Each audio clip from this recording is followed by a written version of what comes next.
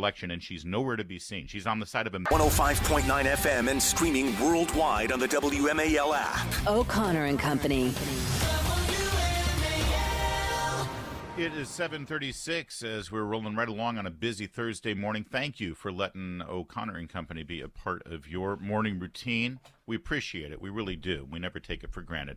Coming up at 8:05, we will continue to inform you on the daily events that affect your life with Miles Yu, talking about the Biden-Xi summit that wasn't a summit in San Francisco. And at 8:35, Byron York on the changing face of the presidential political scene as Joe Biden's numbers continue to plummet.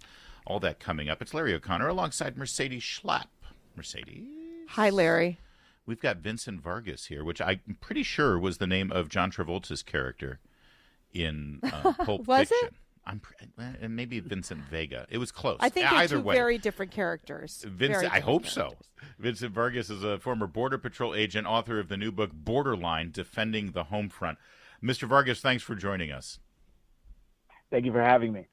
I'm sure you watched with great interest in Secretary Mayorkas and FBI Director Wray's testimony yesterday before the Committee on Homeland Security.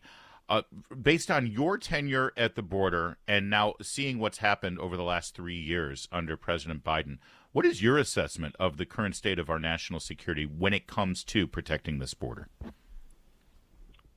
We definitely have our challenges. You know, the policies that are currently in place have created the mess that we have right now. It's just the massive influx of immigration that is bogging down and overwhelming our Border Patrol agents currently. You know, so many people point to the fentanyl crisis as a key indication that we've lost control of this border.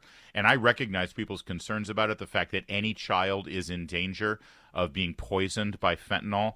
But sometimes I wonder if that's sort of taking the eye off a larger ball with regard to literally 8 million people. Yes, drug trafficking is a big problem down there, but with 8 million people coming into this country uninvited and illegally, I wonder if the fentanyl thing sometimes can be seen as a distraction, or what do you say? You were there.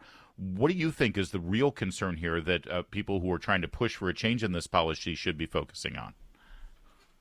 Yeah, I do think we have outliers in those numbers that potentially do not have good interest for America. And at least that's what we're setting ourselves up for. I think those repercussions will be seen in the near future. You know, it's not the fact that this border is open. It's that after they're apprehended by Border Patrol process, what is the situation that happens after is the concern. You know, our agents are out there doing their job. It's just the problem that after they're done doing the processing, the policies that are put in place, it's kind of almost a catch and release situation. I think one of the things you have talked about also are the violent drug traffickers and the human trafficking coyotes.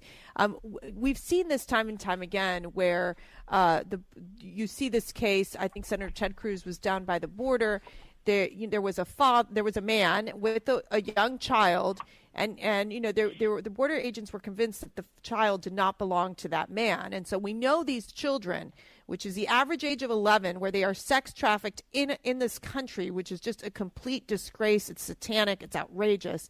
I mean, to what point are we going to continue to allow this type of not doing DNA testing, not getting down to the bottom of trying to find these missing children that have been coming through the border? I mean, what needs to be done? Yeah, I think, you know, the DNA testing is a great point. That'd be something that would be awesome for the border Patrol agents to have access to. You know, that's part of the argument when people, you know, are claiming, you know, they're separating the kids. Well, yeah, that's part of how you identify who is their parent and who isn't. We have to separate them. We have to do an investigation of the situation and identify who actually is that parent. And the best way of doing that would be a DNA connection. So, yeah, we have a lot of concerns that are going on, you know, and we kind of have our work for us that is, we're not getting the opportunities to do a full investigation and deep dive into who is the parent of these kids. And it's a challenge. It's something that we're working against everyone else right now.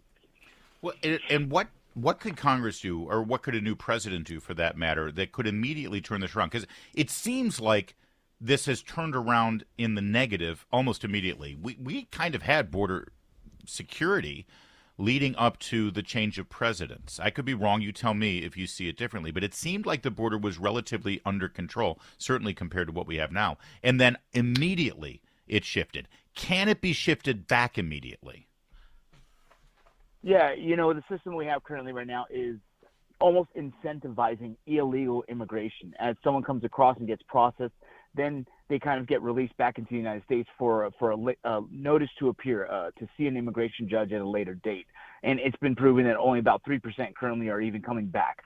And so that system has to change. There has to be repercussions for people who come over to America illegally.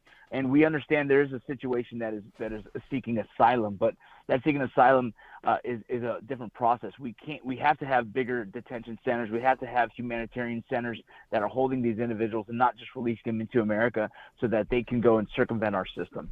Yeah.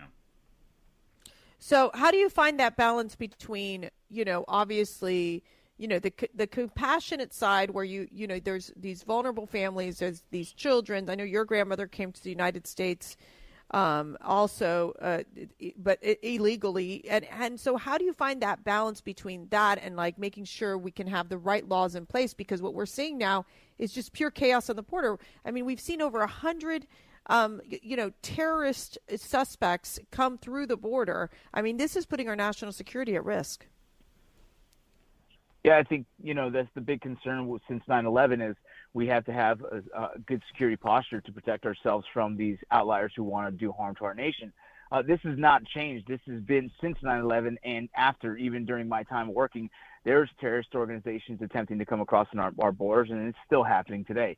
And so that right. won't change. But what's happening is that it's kind of you have the dial set too far one direction where the focus is this illegal immigration and all this humanitarian mission that's happening. We're starting to forget that we still have to have a homeland security posture. And it's starting to be a big concern that at some point the United States might be, a Trojan horse, if you will, where at one point, if they wanted to, it could be, attacked internally. And so we really have to turn that dial back onto having repercussions for entering illegally. It really changes the posture of how the immigration process is working. When people get, punished, it tends to deter them from even attempting. And that was when you really start to see who are the guys attempting to cross illegally. Enforcing the law and punishing those who break the law. It's shocking, but when you actually do that, you actually make a difference. Vincent Vargas, a retired Border Patrol agent and author of Borderline, Defending the Home Front. Thank you so much for joining us on this. Not a problem. Thank you.